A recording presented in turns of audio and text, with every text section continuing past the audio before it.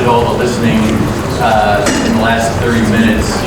This is going to be a great panel and a great discussion, and we really want it to be a discussion.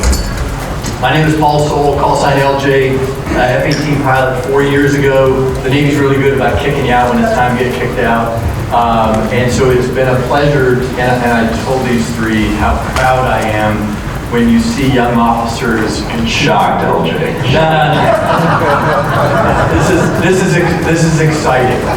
And the thing I'll say that's, to me, is most relevant is what happened on October the 7th. And the carrier that was out there was Gerald R. Ford. And that carrier, you know, we've been pushing her through OT, and there's all kinds of, you know, bad press and everything else. And she's out there, and you're going to hear about it this morning. The other thing I'll just say is, in a note, I'm filling some pretty big shoes here. This was always Rookie's panel, and it was one that I'd love to come to. Because you get to hear right from the Navy. I will do my best. I will not fill his shoes. When I showed up as a young kid at Top Gun, he was the skipper. We had a great celebration last night with about his career and what he's done for this community. And you'll hear from the fleet how important this industry is for the sailors of the future. So let me do quick introductions, and each of them has about 5 minutes or so, but I really want you to engage with questions. I'll be the moderator. Once we get into the question world, the way I like to run it is, if you've got a question right off the bat, ask it. I got some prearranged questions that may or may not be relevant. They're really relevant if they're coming from you all. So let me go through the bios real fast, and Buzz Donnelly, director, so he's N98, down here, got exit velocity from the Pentagon to come down. Native of Kent Island, Maryland, graduate, 1989 graduate of Villanova University, and went through ROTC. Naval flight officer, made deployments flying the F-14 and the F-18F, served as commanding officer of 154, last commanding officer of the USS Denver, out in Sasebo, and commanding officer of the Ronald Reagan, forward deployed. Ashore, Buzz has served as the international military staff, on the international military staff of NATO, and 2 tours in N88, N98, and now N98 from the Pentagon. So please help me welcome Buzz. Thanks, Buzz.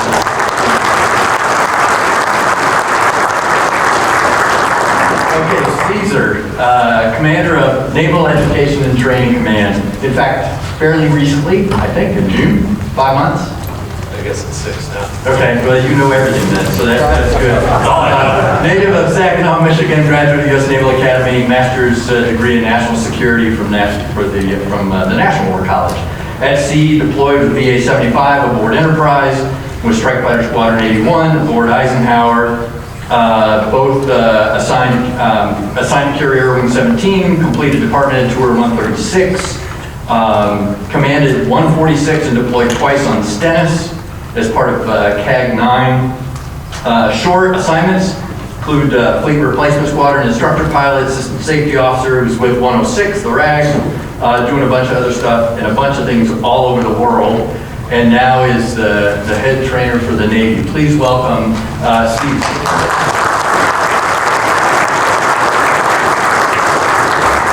And then Snap Brophy, Chief of Naval Air Training. I asked him if I can blame everything on Spock, who was a JO buddy of mine, and he said only that they took down the Admiral's house while he was there.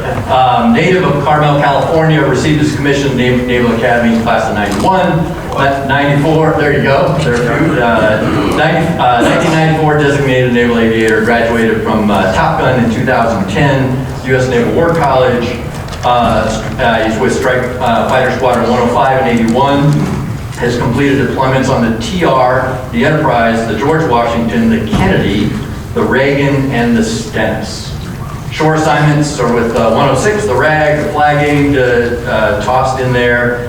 Command tours include Sinatra, also Carrier Strike Group 4, training strike group, and NAV, Naval Air Warfighting Development Center, Carrier Air Wing 9, and VFA 115. Please welcome Snap Brophy. Okay, with that, each of them has sort of prepared remarks, but at the same time, I want that to generate questions in you. One of them has been here once before, the other two have not. So this is a chance for you to bring them into the fold of the value of what Itsec brings. We were joking a little bit. Rook was highlighting something, and this truly is, this happens. A challenge or a problem from this panel, all of a sudden next year, there's the solution that shows up on the floor. So that can happen as well. So Buzz, let me start with you, and then we'll just go down the line. Okay, great, thanks, and good morning. And with that last note in mind, I'm conscious of what gets said here could actually get turned into action. Please feel free to cross-check anything that you think you took away from this at the end with me. Those that know me might not be surprised by this. I think prepared remarks is an overstatement, but more a stream of consciousness of where I recognize or see where we are with regards to live virtual constructive as a backdrop for how we have to do training, simulation, exercise, and more importantly, learning throughout the fleet from entrance to large force integration at the joint level. And my sense of urgency on this comes from my experience as outlined there in the Indo-Pacific. Over a third of my career is forward deployed stationed. In fact, the last 11 years operating from Japan or Korea. And being immersed over there in the operating environment, conducting work in phase 0 or the competition phase, and the reality that we need to do our day-to-day business as a service, integrated with the joint force, integrated with our partners, and maintain a high-end capability edge, all in the envelope of the direct sight, often right off the starboard quarter, with our adversary in tow. So OPSEC in mind, all that type of stuff. How are we able to do that? And LBC offers the solution for a lot of those parts. It has to be scalable.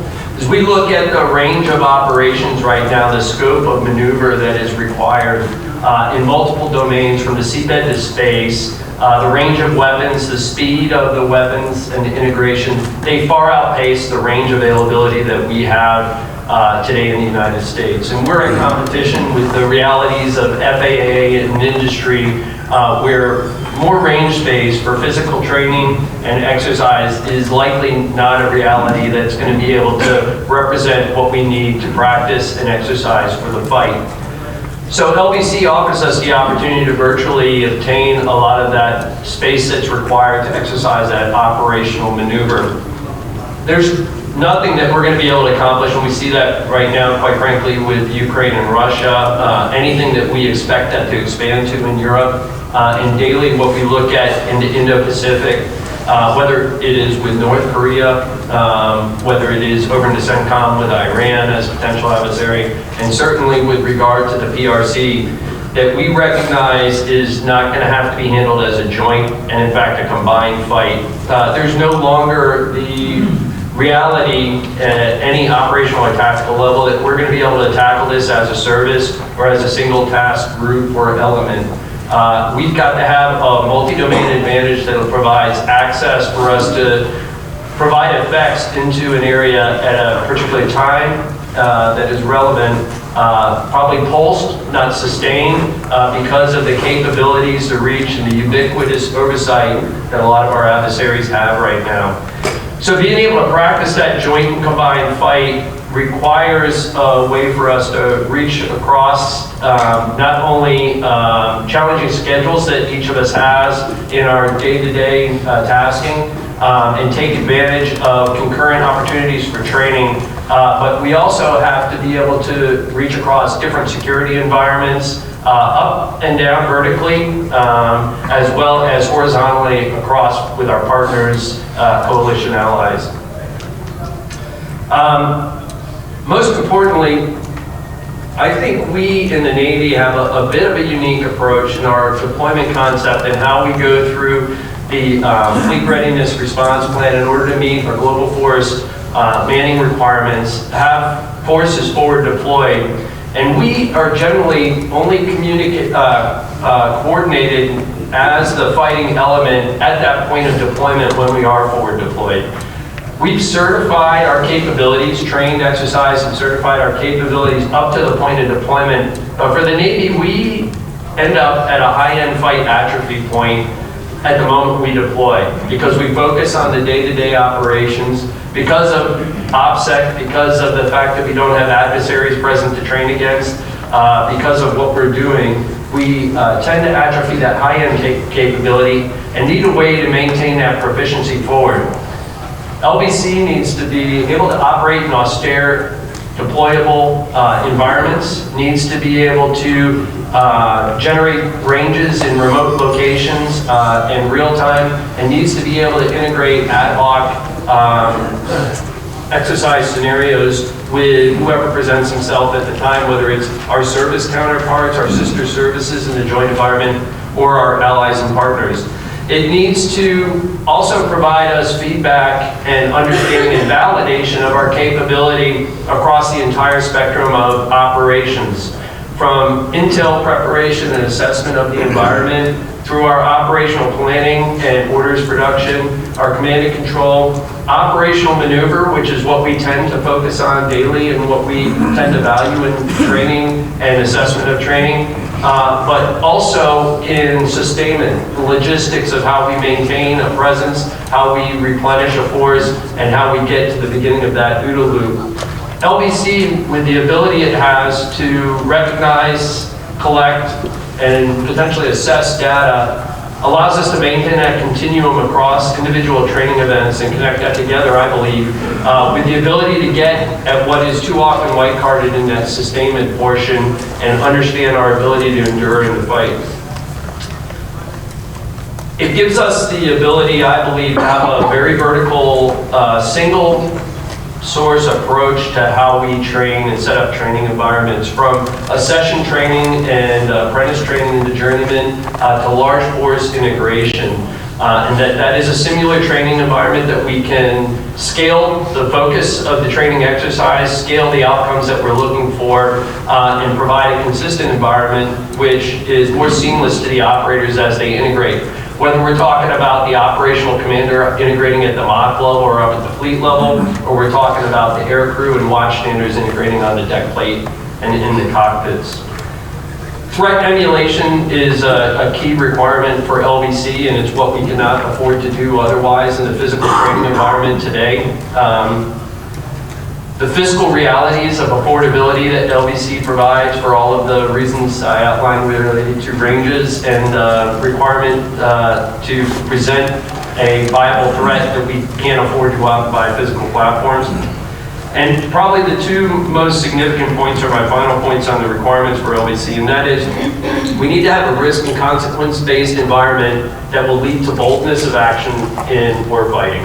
And LBC offers us that opportunity to make the mistakes at a large scale, to understand the decisions, that the actions, the prerequisites and foundations, the condition of equipment and training of personnel that led to shortfalls in the execution that we can correct rapidly, and gets to my last point, a process of very rapid adaptive learning.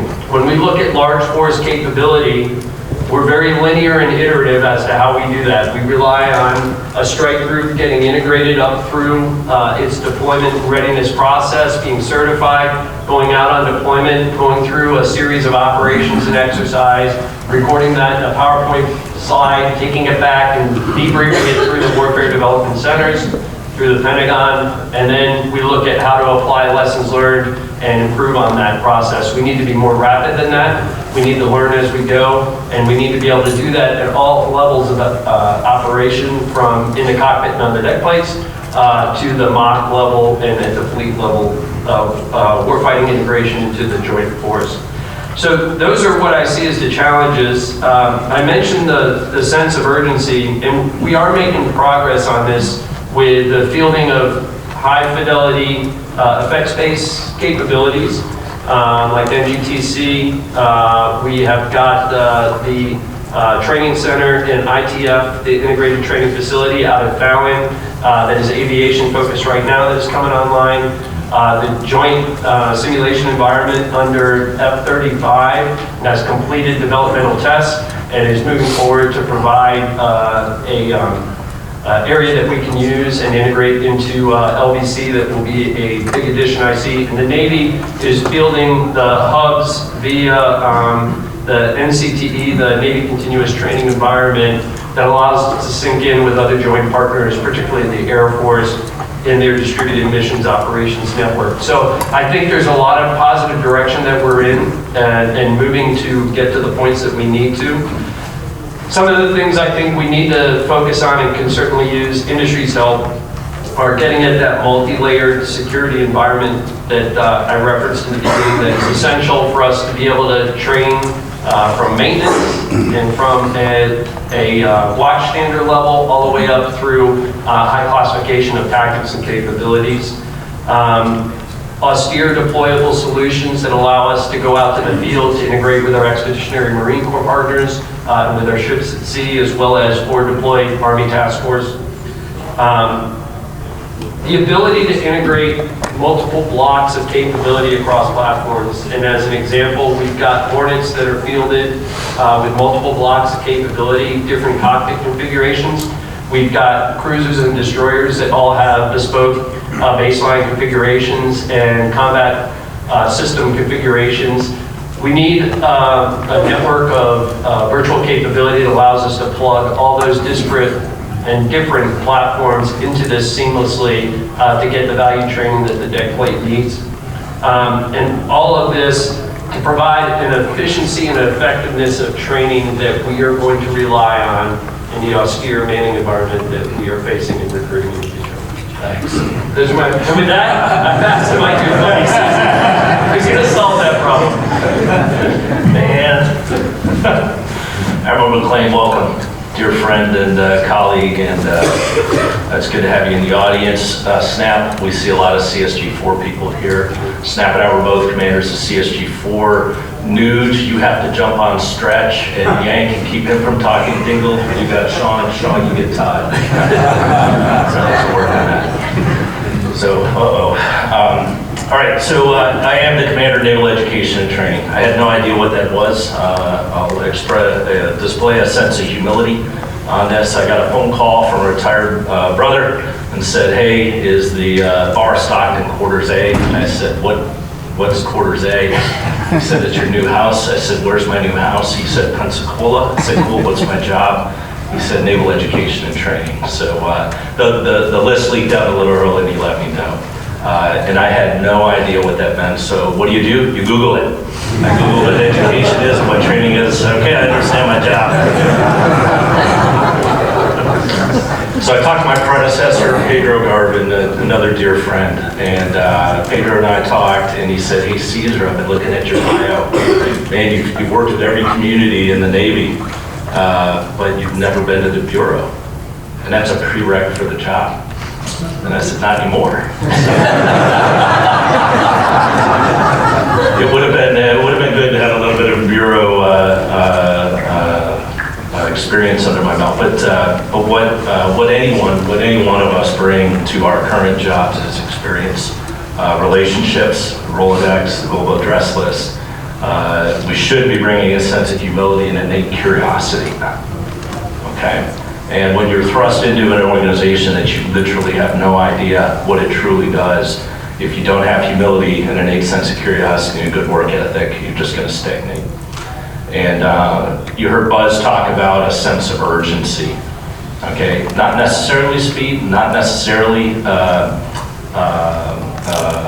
incomplete solutions, but a sense of urgency. And the real thing I think everybody should pay attention to is the resource that I think is most critical. Buzz would say money, I say time. Time is the one resource I can't make more of. Time is the one resource I can't give back. And sailor, chief, and officer time is not free. And it is my observation that much of our training construct takes the perspective that the time is a sunk cost and free. All right. So from an experiential base, I've had the blessings of being a TICOM Chief of Staff, career aviator, obviously, some time in the joint world, but I was the Fleet Readiness Officer at Fleet Forces, a job I did not want, and I did not understand, and I probably learned more about the Navy and force generation and force deployment at that command than anywhere else. And I did such a good job there that I went in behind SNAP at CSG4. And that is a fascinating organization. There's 4 and 15 West and East and West Coast. CSG4 is a really big organization.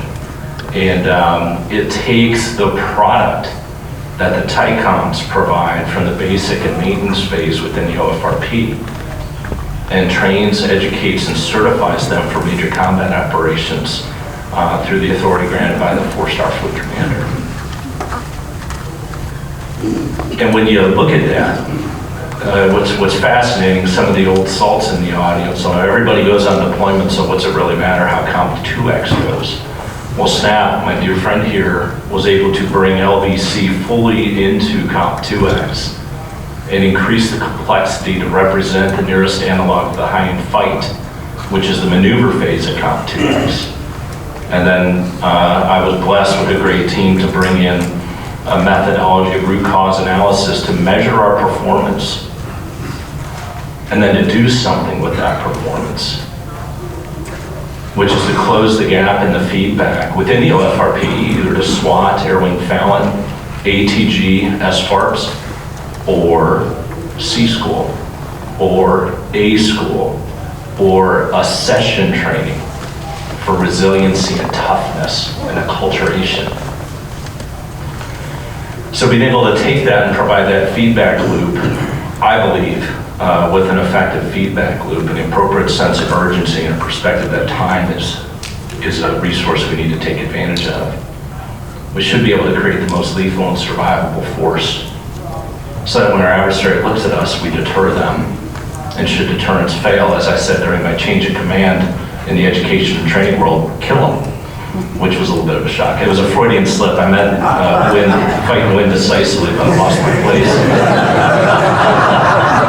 And I looked down at my words on my speech. I was a little tired and just said kill them, and you could have heard a pin drop. And it wasn't because it was probably compelling, it's because they'd never heard those words in that environment before. It was funny, the news organizations the next day, there's an old crusty old announcer, and he goes, been going to Nazi change of commands for 15 years, never heard the word kill them. But that's who I am, right? So maximize lethality and survivability, create the feedback loop. All right, now here's a little bit of disruptive thought. And since I'm the Chief of Naval Education Training, it's the direction I'm going. LVC is awesome, right? Gadgets are awesome. Technical solutions are awesome. Over time, what I've observed is at the individual level, the most trained and the most proficient human being, that aggregation on that vessel, in that squadron, on that ship, in that group, is a competitive advantage. Rich and I have a dear friend named Dave Galeen. He's done 68 Comp 2Xs now for the United States Navy. And I asked Dave Galeen when I showed up, and Rich kind of said, hey, get asking us, hey Dave, what's the one thing you wish you could change about Comp 2X? And he said, I wish I could quit seeing the same thing over and over. And so what Dave Galeen does, NUXWO, is put that on his back. And we created an individual tailored training syllabus to get every watch station, watch team up to speed for about the first half of Comp 2X. Then man, are they good when he gets through. Because the lethality and survivability Ford demonstrated during Comp 2X, I'd love to take some questions on that ship and that strike group under Capo Hoffman, is eye-watering. But it's just indicative of a broken feedback loop. That if I have an AT or a CTM and they're going through A school or C school, and the tasks I've been charged to train them with only have a correlation about 40% of what they actually do in the fleet, the feedback loop's broken. So syllabus modernization, correction, creation needs to be faster. And we need to pull the human out of the loop so that we take this performance measuring that we see in the nearest analog of the high-end fight, root cause it down to the actual gaps, and rapidly turn that into syllabus. And then adopt a proficiency model so that they're great at this task. Right now, that general syllabus creation, refresh, review model is about 3 years. I need 3 days. Thanks. It's kind of good going last. Toad, tell me 2 minutes. That's as long as I'm going to talk. Because I think the most important part will be your questions that we'll actually, and then be able to get after it. So what's unique about me is that I have owned, from an aviation perspective, the entire syllabus if you're an aviator. So I'm now at Sinatra, which is the basic training, although I kind of did it all backwards, but I did Sinatra, and then I had all aviation training. Once you get done with that, I was a nautic commander, which had all aviation training. And then I also did a CSG-4 tour, which was Carrier Strike Group 4, which is before you go out on a Com-2X. And so I've had the ability to kind of think broadly about all the various syllabi that are out there. And some of my thoughts are that, to pivot on what Caesar had just said, how am I doing? I got a minute left, right? You're tracking it, right? Just saying. Yeah, he did. He fell asleep. I can see it. What has frustrated me is exactly what Caesar said, and that is syllabi takes too long to develop, and we're not adaptable enough to change to what the enemy has a vote, and we need to get on top of that and just change the damn syllabus. But the problem is it goes all the way through, and Amy and I were talking about it kind of last night. When you look at it, a lot of the problem is right here. I mean, they wear this uniform. I run up against institutional problems all the time when I try to change syllabi. So for example, and I'm happy to talk about it, CQPP, or our CQ program, holy cow, you think we're reinventing all of naval aviation. Now we've made some great headways, and I'll be happy to talk about that. When I was at Nautic, we completely changed the syllabus there to get after the high-end fight. Took us a year, but we got after it, and how do we do it? We did simulation. There's 2 minutes right there, so that's perfect. Thank you. So I'm going to stop and actually let your questions come. I was honest. I'm going to do 2 minutes. 205. Okay, with that, rules of engagement. I've told these guys, hey, you want to pivot off each other and answers, but please raise your hand. Tell me who you are. I'll repeat the question so everybody can hear it. Who has the courage to go first? Yes, sir. Good afternoon, Tim Fitzpatrick with Avatar Partners. Absolute pleasure to see the panel up here. I'd be honored to fly with each and every one of these gentlemen up here, so it's a great to be here today. Buzz, Steve, just now. So can certainly appreciate the challenges from an aircrew perspective, the aviation perspective, the naval aviation enterprise on LPC. We'd love to hear your thoughts on the enablers that make that all happen. It's our troops, it's our airmen, it's our sailors. So, new concept that don't need to pivot all, but talking about LVC for maintainers and how do we actually do the digital transformation for those folks to make sure that we're ready to fly their practically. Yeah, so the question, LVC for maintainers, and I'll let you guys pick who wants to go first and who wants to dive in. I just grabbed the mic. So obviously I own, or I'm responsible for naval aviation technical training. Again, observations as a formerly fairly new guy in the job. There are some boutique, neat, interesting, and expensive things we're demonstrating from a virtual and constructive perspective. MERTS is an example that is just really, really neat. The biggest challenge is ease of use on that. So I'll just give you some examples. I was over at NATC and walked in and used the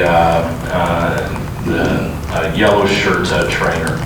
And it's really good. It's safe. but I don't have the Millicon to keep the room cool enough, right, because of Hurricane Sally to repair the AC, and so I've got this great system that has critical interdependencies that I can't fund and correct in time to leverage this. I also played with it from a ground power card. It's really neat to be able to do that, but it's still wonky. It's still wonky in the moment.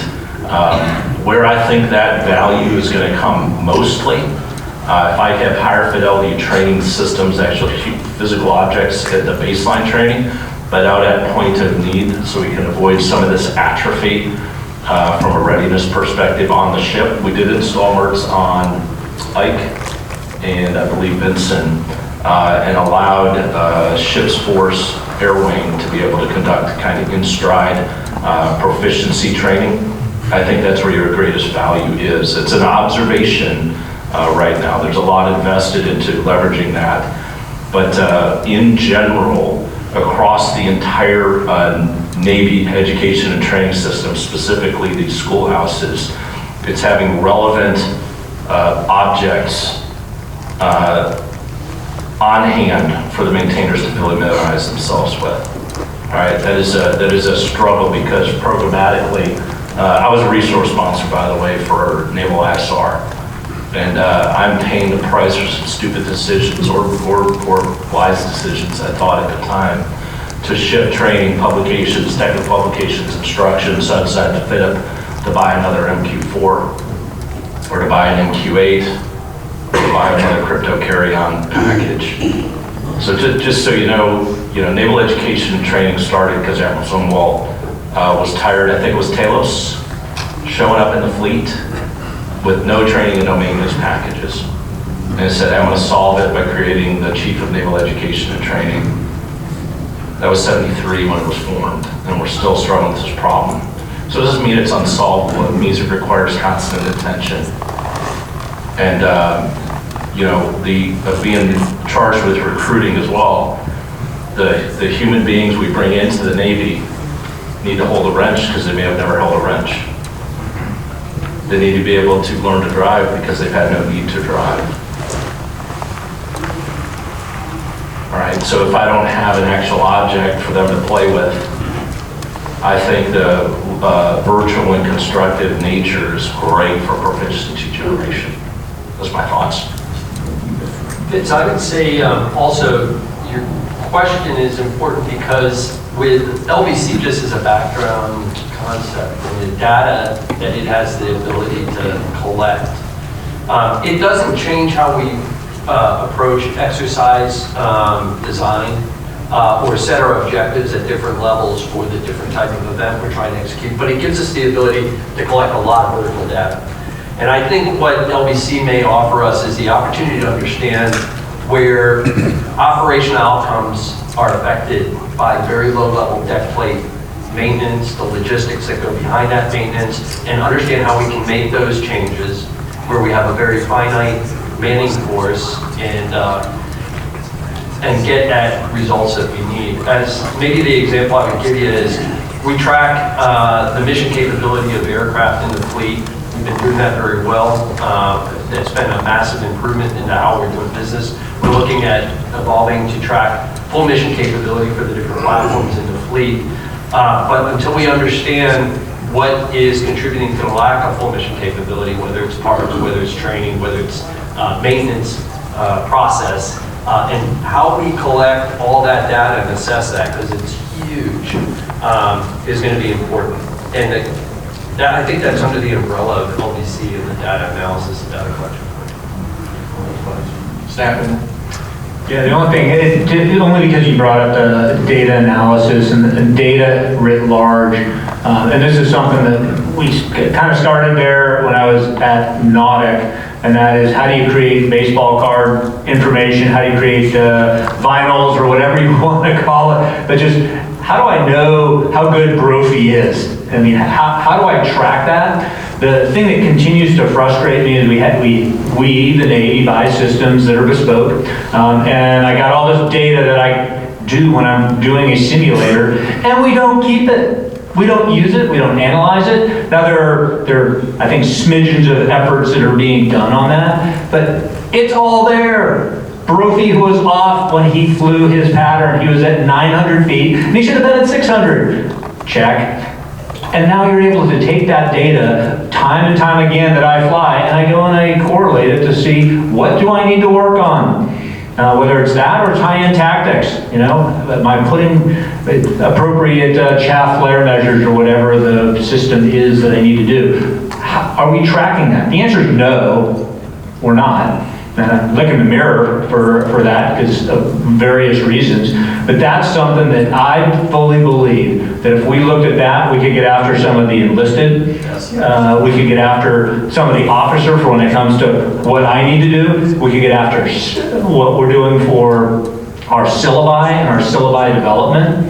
But we just let it go. It's just data that we just don't keep. I offer to you that I'm Sinatra. We are unclassified. In fact, I only recently got a supercomputer in my building. I actually had to walk to the fire station. So a way of saying, we don't have classified stuff. So I am a perfect sandbox for you to be able to come up with these great ideas. You can play all day with what I have, and it's no big deal. And then we can transition it to a higher level, whether SAP or whatnot. So I offer that as a consideration. Yeah, so there you go. You've got a challenge, you've got a sandbox that's ready to go. So think about that as we continue. Yes, sir. Hi, Harry Robinson. I'm a retired Navy captain, former PSDCO. More for Itsec, but also for Sinatra. Last year, rookie read my question to CNET about looking into the potential for awarding master's degrees for the work that's done, earning a set of wings at Sinatra, or earning masters of engineering for what they do up at New Power School, earning associate's degrees for what is done up at A schools and C schools.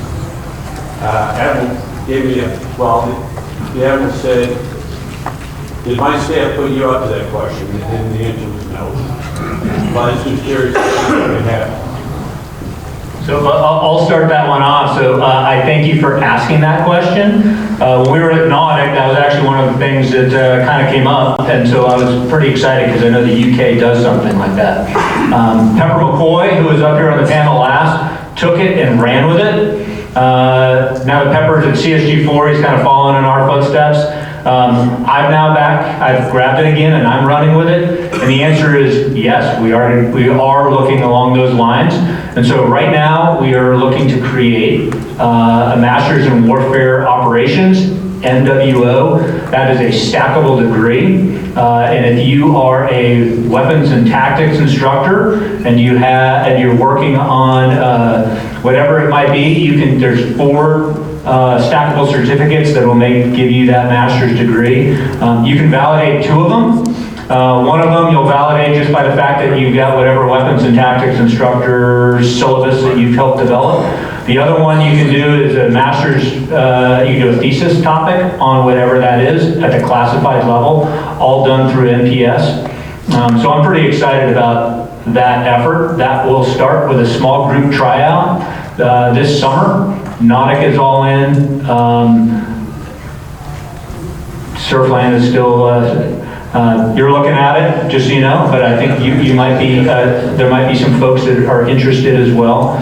So a way of saying it goes broader than just naval aviation. I think it could be any weapons and tactics instructor across the board. Additionally, what we're doing is, because some of you are aware that we had quite a delay at Sinatra, up to 14 months, which we're burning down. We're now at 6.5 months. So the trajectory is going absolutely in the right direction. And we've done it by producing at 101%, first time in 8 years that we've actually been there, so we're getting there. With that said, I've increased the number of folks going next year to get a master's degree at NTS from the 8 that we had before to 50. So a way of just, how do we take more folks, get them a master's degree early, because I think that master's degree is going to pay off in the end, because they're going to be thinking individuals. So the answer is yes. There's work underway to do that. Where I get challenged with it is, again, the time aspect. So giving credit for experiential, that, those programs already exist. I would love to be able to send, I'm thinking maintainers and things like that away. I'm critically undermanned in the fleet. When a human being, a sailor, elects to pursue a degree, that cross-pollination and equivalency is done. It's too labor intensive and dependent upon the individual to pursue that degree. I think it should ride with them, and that's what we're working on, so that they kind of go, yeah, it's time for me to go get my degree. Hey, oh, by the way, you only have 3 courses left to go. Do you understand the concept on that? I am a huge believer, though, in absolute tactical prowess for whatever your task is, and continued touch points with your craft or your profession, right? I want the best AT, I want the best ET, I want the best CTM, and then we should be giving them credit to do that. I own those organizations that do that. Over. What else? Let's start over here. Okay, yes, sir. Hey, sir. I was parented down from Yale Postgraduate School, so it was great hearing that. With the MOVES Institute, so I'd urge you to send some of those ensigns to MOVES to get a degree in modeling and simulation. And that's going to be my question. In the 90s, the Navy had 62 billets for M&S PICOs, and they've since done away with it. And it wasn't that the staff didn't get value from it. It wasn't that the officers didn't perform well. It was more of a bureaucratic reason that UPERS had trouble filling those billets, and they didn't like to see the low numbers there. But I think we're talking about LDC, all these things I think is important. And I was wondering if you felt that it would be good to have a uniform modeling simulation professional on your staff, and if so, what can we do to reignite the 6202 P code and get more people going into that? Thoughts?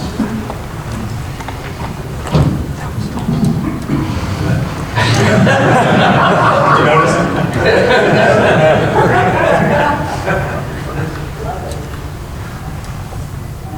I think there's power in modeling and sim. Figuring out the root cause behind some of our earlier decisions that were fiscally related and strength related, fleet gap related. I will tell you the things I've been using about my last 4 jobs now is less modeling and sim from a classical perspective, but decision science. Right, and you heard Snap here talk about we've got means and ways of collecting data, and we talk about it all the time. Yep, data this, data that. I'll give you an example from CSG4, and I get told here staring me down. There was a young naval officer named Sean Lavelle. He's a PA to NFO.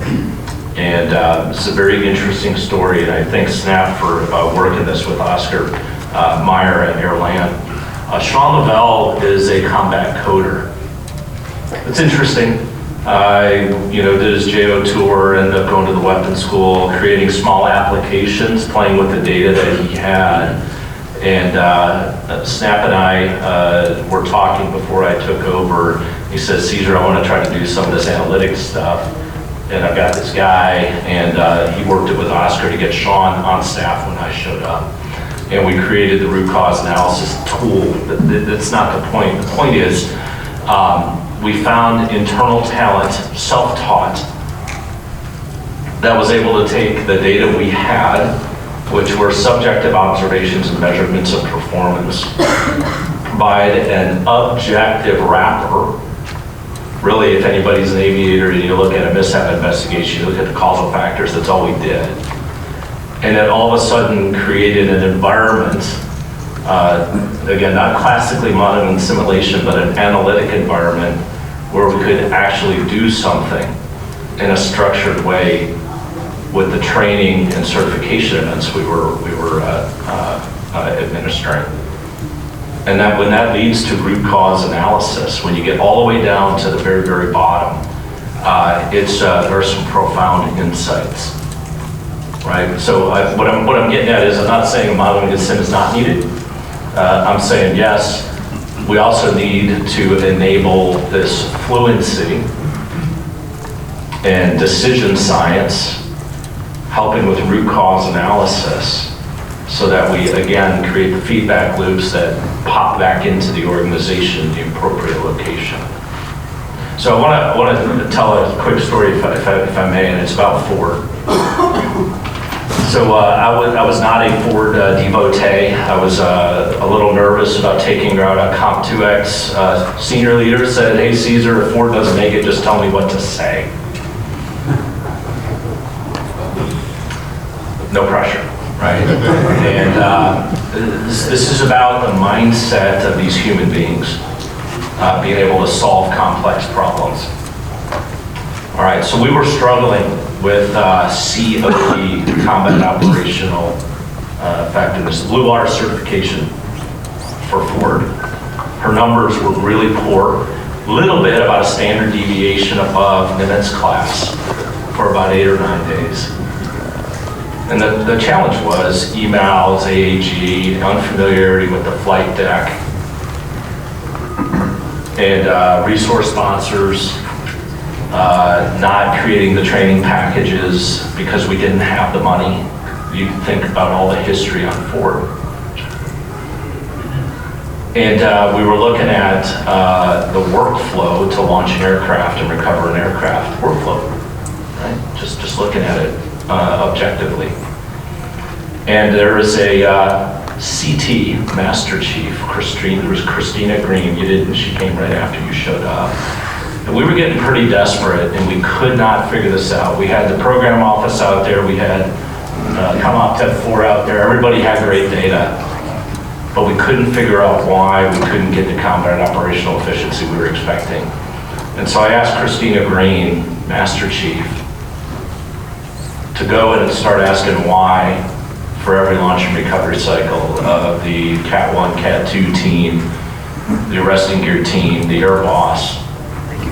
And in 3 days, she mapped out a fault tree. I think it had 47 root causes towed. I can't remember the exact number. But because she was curious enough, and we had a construct, RCAT, to provide a structured format, we were able to look at the absolute, or 47 individual components of the root cause tree, and we chopped those down in about a day. And Ford then, the correction slope from bad performance to good performance exceeded that of every Nimitz class carrier we had data on, and then sustained it at a rate that was above the average Nimitz class carrier, and they earned their COE certification. And so what I find interesting is a CT, Master Chief, was curious, had a structure to examine performance, log it, and then allowed us the time to really think through this and start knocking down barriers. And you watch Ford just freaking crush it. And now she's on an extended deployment. Extended. And I attribute Ford making it through Comp 2X fully certified to Christina Green. Yeah, I'd take a pause with your question, Mr. McDowell, because I've operated with Carrier Strike Group 5 or deployed in Japan, and we had a permanently assigned Center for Naval Analysis member who actually did the job I think you're outlining. And the importance of that was he actually was able to tell us what questions to ask, what data we should be trying to call, what we should be looking at. I think there's great opportunity with automating the way the data is displayed, but there's still going to be a requirement for those people.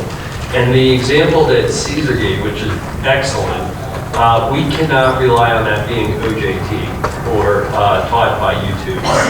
We need to have a specific path that we're having those people to help us design what we're going after. Because if we don't understand where we're starting, we're not going to understand where we end up. There's 100% value in what you're pointing. Thank you. Great question. Thanks. Next. So if I could, just one more pile on, only because I noticed it when I got to Sinatra. and that is the being curious part. And so how do we train folks to be curious? So we have tons of data at Sinatra. We've got data left and right, and when I got there and I saw all of the data fields that we capture and we watch on a daily basis, there's a lot there. And nobody knew what was important to track. And so I asked the commanding officers of the squadron, and I said, what's your most important metric that you have? And no one could give me anything. I said, your most important metric is creating wingers. So your number one thing that I want you to look at is, are you winging on time? And I said, what's the next one? Well, you can't create a winger unless you get an X on a flight. How about you track that? And so it's as crazy as that seems, it's just being curious about the data matters. And so I am a big proponent, that's why the education thing I'm super passionate about, is just thinking about what we have. What I think is powerful is the Navy has the get real, get better. I mean, it's a mantra that's out there, it's easy to say, but really all it is just thinking about a problem and breaking it down into individual parts. Stuff that I think every one of you is like, well, of course, that's what we do all the time. Not necessarily so that wear these uniforms. It's hard to do as an organization. Yeah, so thanks. Thank you, good question. Next, yes ma'am. Hi, Marian Paulson, Naval Information Forces Engineering Psychologist. I wish our LBC team was here for their Commanders Conference, so kind of asking for a friend. It's kind of a, I think I have a good panel question for you, so maybe everybody. Everybody's probably aware how IW is so lagged behind in LBC, right? We've been white-carded for a long time, and we're working that. We got pound money, all that stuff. But aviation's way ahead of us, right? I used to work in RPS.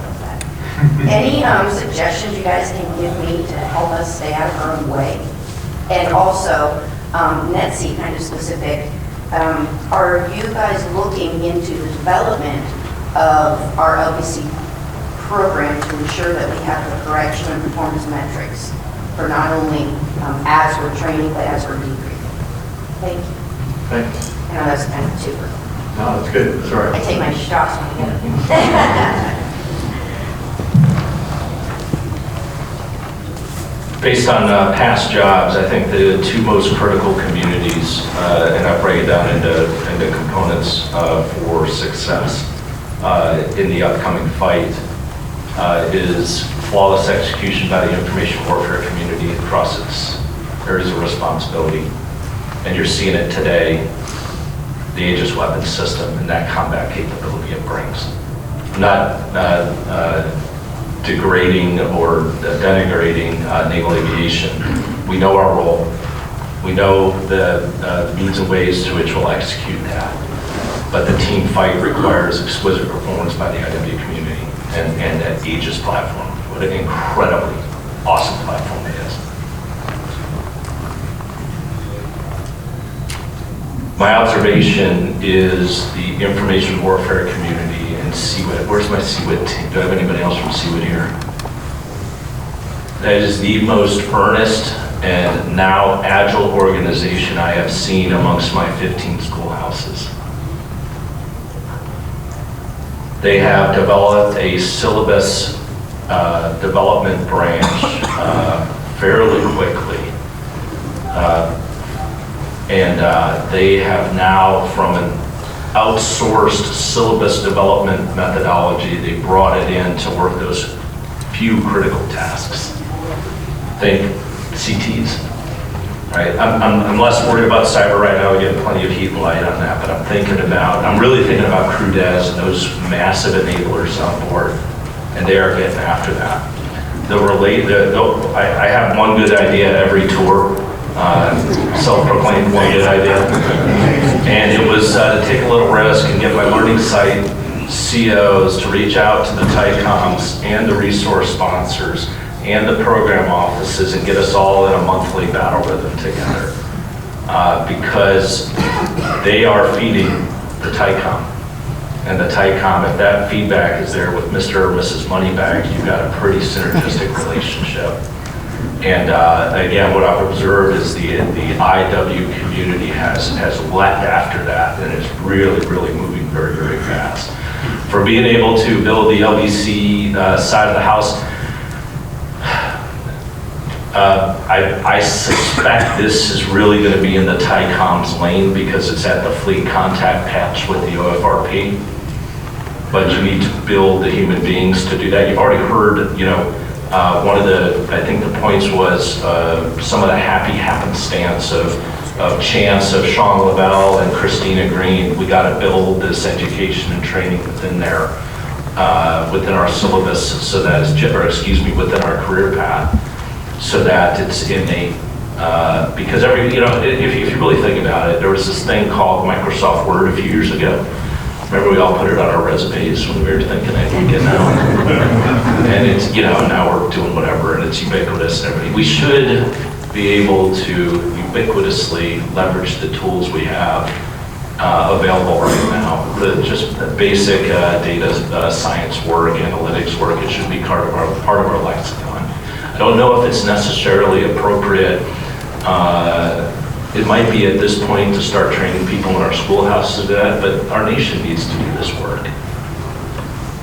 So that we get this fluency earlier on, and it's just part of who we are, that we're innately curious individuals. We understand these tools instead of the current industrial age process that we use. So with all that being said, my point is I am really pleased, satisfied, and impressed with the information warfare community right now, because they are critical to the fight. Yeah, I would say that, and it sounds like your lack of satisfaction of where the IW community is in integrating into this is well-founded, because IW, information warfare, has really risen to the most critical aspect of operational maneuver in the 21st century in the next fight. And what I think IW has to look at and be guarded as they get into LVC is to figure out how they're going to strongly leverage and weight the live aspect of live virtual constructive, and potentially have to extrapolate out of normal high-level training objectives that we have in exercises in order to ensure that the deck plate execution of very complex systems, very complex analysis, is all actually executable, feasible, and viable. And we've got a lot of capabilities that come out of that community that are non-kinetic, that are otherwise difficult to assess, that we are counting on to affect the operational maneuver in the fight. So how that's represented and how we're actually validating the ability of watch standards to follow through and employ those is really important. And it's easy to stop as you look at LVC at the virtual line and not step over into the live. That would be probably my comment that I take from aviation and the surface force into the IW community. Snap, you were reaching for the mic. The only thing I'd add is just a foot stomp on both of these, and that is the success or failures at the deck plate level. And we saw that time and again when we do strike group interactions. It's the fact that as a Navy we can't afford all of these boxes that are exquisite, that have unique capabilities. We just don't have enough, so we kind of hot rack them between ships. It's too expensive. How do I make sure that I can train them before they find themselves in a Com2X? And we have Dave Galeen doing 14 days worth of over-the-shoulder mentoring. How do we get that earlier so that they're just operating like that? And that's really where I think that's where the money's going to be made. That's where, from an aviation perspective, like I look at the VR goggles that we have. It's open 365, 24/7. I have the thing open, so and the motivated students in there, I'm sure that would be the same for a lot of these operators, especially from the IW. They're smart folks. Yeah, and I'm going to foot stomp this foot stomp with a foot stomp. Sam said deck plate level. I mean individual watch standard level, and sometimes to an individual action. Also on shore. Oh, absolutely. I don't want to talk about that. Sorry. That's what I'm. Brenda and I can talk about that. But I mean, it's amazing when you really get down to combat performance and derive submission success or failure root cause. Just as an example, no community assigned, no watch station, but someone knew something. And because of a lack of familiarity with the watch team, did that person's job by putting that piece of information into chat. And if anybody stood watch during an actual 2X or combat mission, chat's like a ticker tape scroll. We had mission failure because that watch stander was not confident enough to make a voice call of that's not a Renhai or that's not a whatever. It was a cruise ship. And we had absolute complete mission failure. And so it is about that level. So I believe in just sets and reps, sets and reps, sets and reps. I also believe for good reason, I want to train in an F-18F Lot 40, but guess what, all I've got is an F-18C. Well, sometimes it's just the pacing, the tempo, and being able to exercise that mission. I need to be able to do that at my desire, informed by some of the data saying, hey, you're always 300 VI coming out of the break. You need to overbank and use your pull a little bit. That's the one thing that's the root cause for your deviation from standard. Hey, when you get this information, remember you got to make this voice call, right? Or when you have this information, you need to be able to configure your gear appropriately for mission. And we're missing some of those gaps. We bridge them during Comp 2X, and for all the reasons, resourcing, scarce capacity, and it's amazing to watch these sailors, especially in the IW service community, just come up to speed like that because they just don't have those resources prior to that moment. Sorry to dwell on this, but just to bring up what is going to be maybe your most obvious challenge is the high level of classification that you have and a lot of the capabilities you're looking to bring. And we can't be comfortable with the fact that that's a difficult problem to solve. We've got to get at that and figure out how to drive the actual execution of those vertical security requirements into the actual exercise of the scenario or the operation or the training that we're trying to do so that we can get as much of that end-to-end validation as possible. And that's a challenge that I'd ask that we need the support of industry innovation to solve. Absolutely. The only thing worse than not being there is being there and not being turned on. Yeah. So, yes, thank you. Thanks for the 2 questions. I'm See what sorry. you get? No, that's good. You took the shot. I'm going to look down range. So next question. Okay, mid-range. Go ahead. Sir Admiral Brophy, this is primarily for you. You can't walk 50 feet on the floor without seeing a virtual reality flight simulator. And I think Naval Aviation Training Next was kind of one of the first things. Pilot Training Next hit it first, but one of the first in naval aviation to do so. Is it effective? What's the current state of affairs and where do you think it's going? Sure. It's a good question. Thanks for that. So we essentially had 3 different programs. We had Avenger, which was targeted towards the primary folks from T6. We had Hellcat, which was targeted for those that were going to the strike program. And then we had Corsair, which was for those in the T-45. So I'm going to focus initially on Avenger because that was where we kind of initially put a lot of our energy, and that's where, everybody kind of goes through that program. So we bought a bunch of VR goggles, and we put it in, and we had an entire syllabus designed around being able to use those VR goggles, and we had a syllabus that was tailored towards technology. We called it Avenger. We have about 80 folks go through. We had about 40 had been finished by the time I got there, and I said I need more data and I need it quickly. So what I ended up doing is I scaled VT28 completely to Avenger, and they've been operating full Avenger now for about 9 months. Tons of data that's come out of that. NOC TSD has absolutely helped us think through that data to ensure are we collecting the right stuff. What we've kind of learned is there are some areas where it's been super effective, and then there are other areas that you're like, it really didn't meet the mark. Where is it super effective? It's super effective in the very beginning.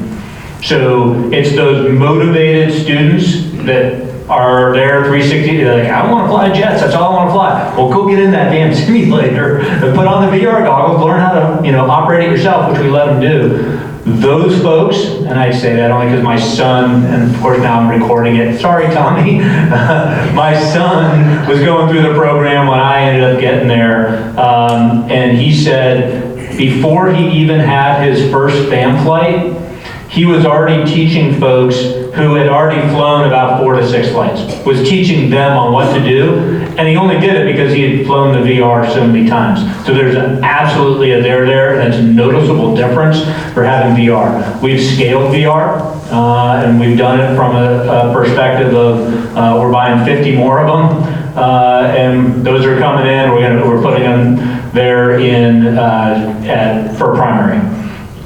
MR devices are where we're looking to go for any of the advanced type of platforms. The tactile function and the ability to be able to touch things is super important. And so we believe that MR, so your ability to look out and then look in and actually touch stuff, is where we need to go. And we've had a lot of great work with NOC TSD on that when it comes to T45 and where that's going. Yeah, that's right. I like it. So a way of saying it is, we find that there is great value technology-wise. What we have found, though, the insight that we got when we ended up scaling was it is super hard for the instructors to know where each student was. So when you talk about ready, relevant learning, it's all about, the competency base, and if you're really good at something, we're going to advance you. Makes complete sense. If you have a small group and a cohort, what we found was those that picked it up right away, bam, they were off and running, they all got jets. Those that maybe pick it up a little bit slower but are just as good by the end, well, they kind of got outpaced early on. And so how do I rise more boats up? And part of that, what we believe is, has to do with the way the syllabus is operated. So although we'll have some measures of that, I think we're going to find ourselves having a lot more of the old part of the syllabus that is maybe a little bit more structured, especially early on. Yeah, tremendous amount of data, just trying to figure out what's relevant and how to quickly present it to assess where everybody is. Yeah. Thanks, good question. Yes, ma'am. Hi there, Beth Solomon, NAVPLAN Director of Developmental Tests. So a lot of the content today directly ties, relates to how we're trying to evolve tests, lots of overlap there. So as we were attempting to change tests so that we could feel interoperable, relevant, high-end capabilities quickly, 2 questions. So the first one ties to how we currently primarily fund platform focus, and then the second one ties to, and also you might end up wanting to pitch in here, how we do tests. So we're looking at tests as a continuum, looking at the whole picture, but we have the operational test component tied to statute and old ways of doing business. So we're working to integrate, we're working to do things better together, but the bureaucracy is still there. So how do you see us evolving and changing to better meet the needs of where we're going? Gosh, I thought we had capability-based T&E fixed, that's No, we do. And we have capabilities-based Yeah. T&E, and the developmental community is doing mission-based.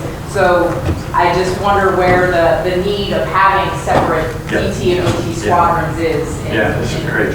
No, great questions, gentlemen. Yeah, the joint simulation environment and how that was utilized for F-35 is the pathway for what we need to be looking at, I believe, and what you're referring to.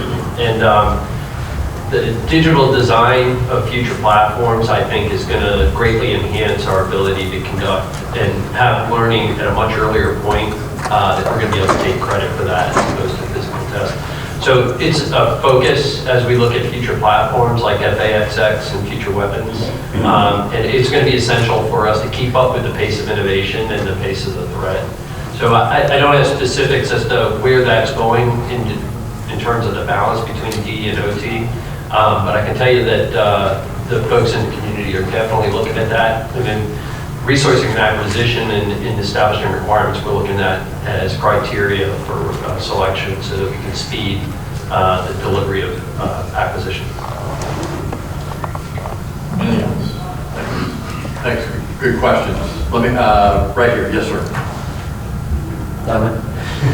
Steve Omanowski, Cruise out in Hamilton. I've worked for all these guys over the years. From the fleet training officer panel this morning to all the topics you've all been discussing here for the last hour, I sit there and nod this after working. There's a lot of smart man. I look at this and I go, there's significant opportunities for AI here, right? You've got the security barriers that you've asked us to tackle. Where do you guys see some opportunities to start building some nascent AI? Because I sit there and think about training opportunities, start thinking about some of the complex scenarios that we're talking about. I think there's some opportunities here for some really, at least nascent AI to begin with, so we can start building on that for the future. So where might you see some opportunities for that? Yeah, it's great. You stole one of my questions, so that's excellent. That's the way it should be, gentlemen. I could start at the top level and then I'll pass it off to my colleagues here. Sonic, thanks for the question.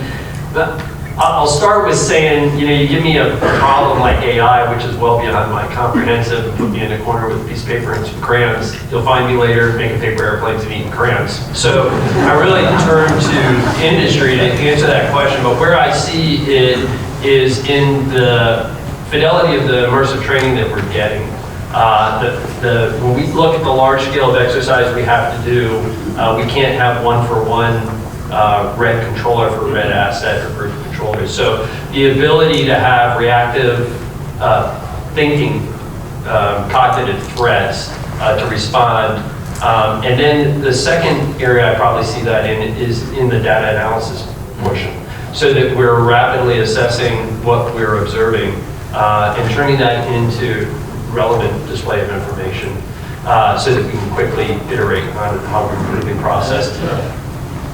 It's not just maintaining proficiency, what I talked about in the beginning once you're on deployment, but trying to figure out how to improve very quickly when we see the threat adjusting, whether it's a real world observation of what the actual adversary is doing, or that we see where the threat has opportunity in the exercises that we're doing. And I think AI would be essential to that.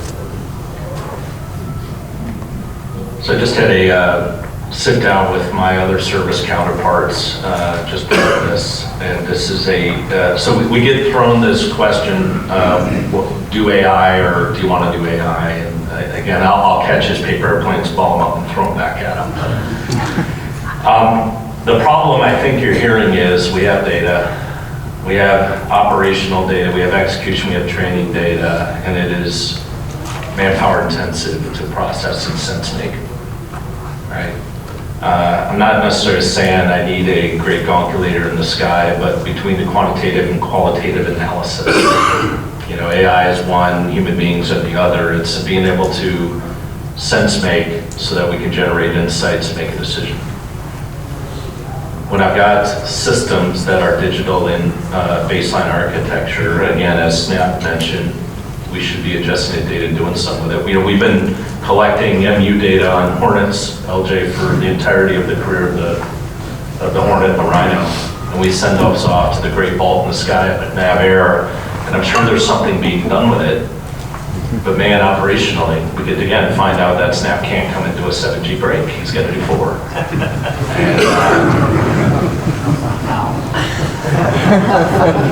Because I can.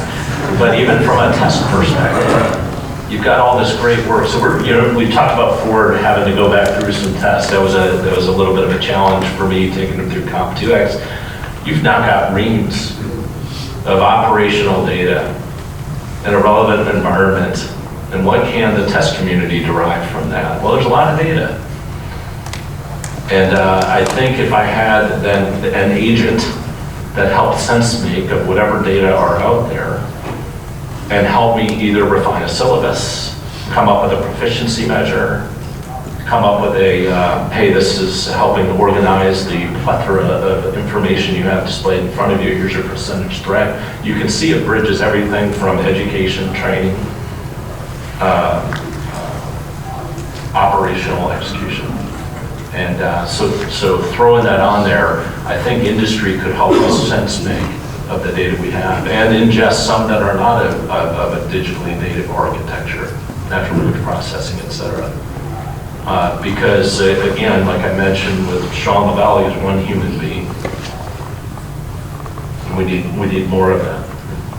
I would say also, Sonic, something that comes to my mind, and probably more of what you're asking, is as a joint organization, OSD level, we require probably more of a conversation with industry to develop proper policy.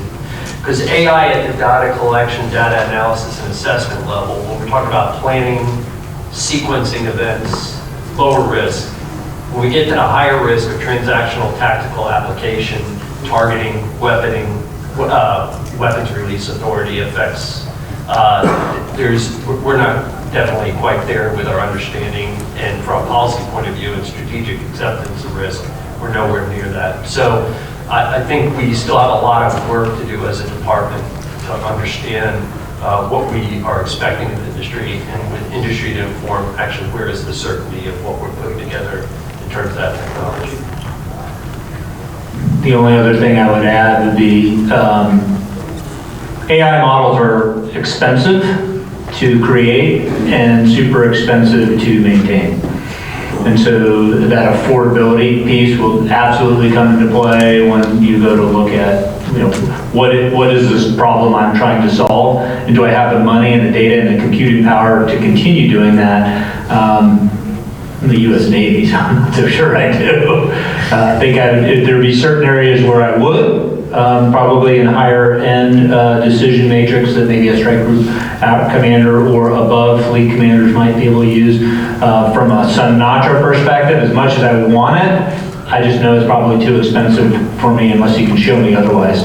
So that would be the ask, is if you're going to come with an AI tool, show me how much that's going to cost me. Thanks. And I'll just add something there. Think about, we had President Cartwright speak this morning.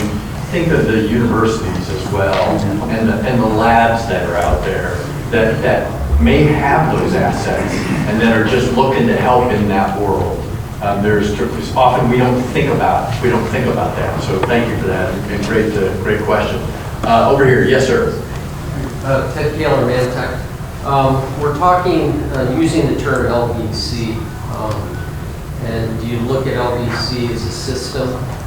We need it for all the reasons we talked about this morning. What do you see in the value? How do you look at the live component of that system? What's its value? And what are your priorities for keeping live part of the LVC system? Maybe I could start it, because I'll just take it from the basic, like the value that comes to me when I think of LVC is, I might not have to put 2 airplanes up. Maybe I can just put 1. And I'm just putting injections in there. So there's a huge cost perspective to that. Having flown it quite a bit in the fleet, super impressed. I was able to get all the training I wanted out of, limited, but I got the training that I needed. So from a Sinatra perspective, I'm very much looking to do that. We have one area that we do it right now, and that is with NFO training, which I continue to ask, why is it just the NFOs that get this air-to-air training? We should spread it to pilots too. They're part of the team. And so I'm looking at that as well. So just reflecting back on our previous job, and Toad, actually seriously keep me honest on this. We talked about Itsec, right, and only seeing one side of the fight, which is awesome. But you still got to have salt water under your keel. You still that's got to be turning dinosaurs into exhaust. And the one thing with regards to the LVC construct, for instance, in Comp 2X in that maneuver phase, all 3 roles are fully enabled. And we, just as an example, there are at least 3 strike groups involved in every Comp 2X, be it an expeditionary carrier or the one being certified. It is of a scope and scale unmatched anywhere in the world, with virtual topography that can represent any area. And so the strength of the live, I gotta fly the jet, I gotta con the ship, I gotta fire the missile. But to have the additional support, when you look at the classified levels of replay of portions of Comp 2X, I strongly believe it's unmatched in the world, the level of complexity that our forces are training to and their lethality. And it's awesome because you can do it again and do it again, do it again. So they are inextricably linked in my mind in that high-end certification. Others we could have a debate about. Yeah, I would say, Just one dogpile on that before I turn it over to Buzz, and that is, and the danger that I saw was our international partners. So we are training at that high level every time we go out for Comp 2X. international partners that they don't even know what's going on. So that would be one area that I don't know how to make that happen. That would be over to industry, but it seems like that's a very rich area to maybe investigate. Yeah, for the common battle spaces. I don't see us being able to walk away and heavily continue to weight the live aspects of things, particularly down at the tactical level. You know, it's all about the experience we're trying to create for the repeatable capability that we need to have out at the warfight.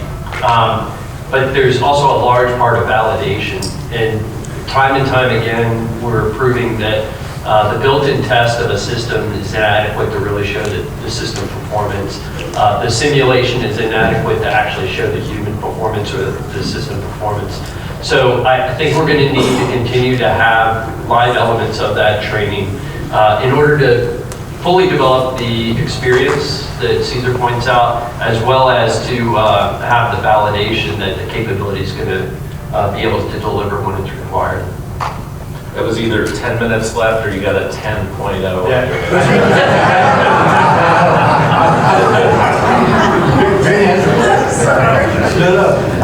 Okay, so I wasn't talking. Because I want to give the last 5 minutes, a minute and a half to each for think about either a call to action or the parting words, because we can talk after this as well. So one more question from the crowd, because I keep looking right, so I'm going to go left. Yes, sir.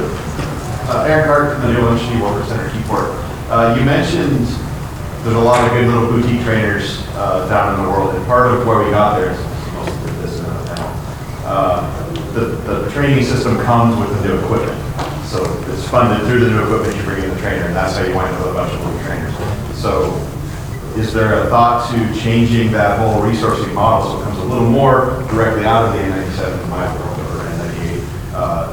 So it's a little more centralized, and you wind up with trainers that are a little more common, which gives you better data that you can use for more commonality to try to direct more. When you talk about the individual person training, rolling that up, getting the trainers to kind of come together like that. That sounds like a resource If I understood that, yeah, there's definitely a desire that's actually run up through the joint staff on commonality of architecture, commonality of information transport that will allow us to integrate any type of system in. That's what we're moving towards from the policy point, if that's getting at what you're asking. Right. A little solving his problem will allow little boutique trainers that don't necessarily talk to him. Yeah, I think, as we move towards platform and system capability delivery with government reference architecture, common architecture that manufacturers and vendors can find solutions for, plug in more seamlessly without bespoke research and development requirements for how that all comes together. We need to do the same thing with our training system. And there's things that we're doing across the joint force right now, for instance, TIX2 as program of record, as data. So, and taking approaches like that allow us to come together quickly with all these disparate things from physics-based capability in JSC down to effects-based capability across different domains, I think are vital. And probably I'm making an obvious statement to the foundation of your question, but I vehemently agree. That was a quick one. So we'll go one more, and then I'll turn it over to the gentleman. Yes, sir. Good afternoon, gentlemen. Michael Casey, Northrop Grumman. Kind of an observation, I'm relatively new to defense, and one thing I've noticed from the modeling and sim side is if you guys are putting requirements that the models and the simulations we're building for development need to be used in trainers, we'll do that. Right now we're building all this stuff and then it could just live internally and then die and never be, and then you guys will then go pay again for trainers that you guys need. The second thing is that being sometimes maybe 1 or 2 levels below the platform, we have the sub-tiers, the tier 2s have the expertise in building the trainers for the systems we're working on, but I found that the Navy, Air Force, whoever is going out to contract a third party to basically reinvent our systems for trainers. So So something just to keep in mind is, as you're reviewing this from a high level, that the people who are building the systems are probably the best ones to build the trainers as well. Thoughts, Joe? I agree completely with that. Yeah, I think we're trying to look at that in the future of how we do, for instance, follow-on training systems in SNAP's lanes or undergraduate jet training, and recognizing it's not just a platform, it's a system that we have to do here, and that it all has to be built together. And your point about where we can get the best synergy and efficiency and affordability was very well taken. Okay, thank you. So, gentlemen, last 5 minutes, and I'll start with Snap, and we'll work back this way. Again, thanks. And my whole mission is to end on time, or I won't get asked back, and I want to be asked back because of the quality of the questions that came from you all and the answers. So, Snap, let me start with you. Yeah, I'll just start by saying thank you for all that you do for us here in naval aviation, and more importantly, the Navy. We can't do this without industry partners, and so your ability to show up here and ask these hard questions, and then, quite frankly, really challenge us is key. Navy doesn't do everything right. I had a great conversation last night about the whole ATO process, well above my pay grade, but it is one that it's a burden and a cost on industry and a drag on the systems that we end up getting. Sometimes it's needed. Maybe we can work around it. Maybe you can come with an ATO already done. Maybe we could think about ways to have ATO process more streamlined. Lots of stuff, I think, that that seems to be the longest pole in the tent that I have seen during my time frame, is just getting through that ATO process. The other one that I ask you to think about, and I don't have an answer for it, but a lot of our conversation has all been about how do we get more simulation and the value of that simulation. What I really, really care about is being able to put someone into a situation that raises that stress level. How do we get it so it's that same stress level that you would have as if you were flying that airplane? I don't know the right answer. I do know, if I recall correctly, Israel actually has, if you get shot down, you get FNAD. So you actually go through their whole process. That is one way to put a little stress on folks. A long green table, I don't know. But I ask you to think about that one as you're developing systems, because my concern, especially as we go away from potentially the CQ program, that is a capstone event that we do in naval aviation that comes with a whole bunch of, I remember every last second of that first time I ever trapped. How do I replicate that if we take it away? Thanks, Sam. Steve. Thanks, Sam. Hey, just do me a favor. If you're a veteran, raise your hand. I'm not asking everybody to clap. Okay, put your hands down. Thanks. We need to recruit the best the nation has to offer so that they can be educated and trained to operate the systems that industry is helping us build based off our requirements, so that we successfully deter our adversaries, and if deterrence fails, do what, Brittany? Kill them, right? You've heard about a bunch of our needs and requirements. We have a lot of data we don't know what to do with. We just need help. Provide us that thing that looks at it and says, hey, you may want to look here. But what I think we all need to realize and do is we need to continue to feed this organization with exquisitely talented human beings. So if you're a veteran, tell your story. I need more people in the Navy. I need them to aspire to be what we were, what you were. Because if we don't, our deterrence is going to fail. All right, that's my ask. And again, I found out I owned recruiting at some point as well. When you throw in education and training the Google Meister, it doesn't say you also own recruiting, but it's not a paid public announcement. This is a call to action to get the best and brightest our nation has to offer to operate this gear to win. Thanks. Thanks.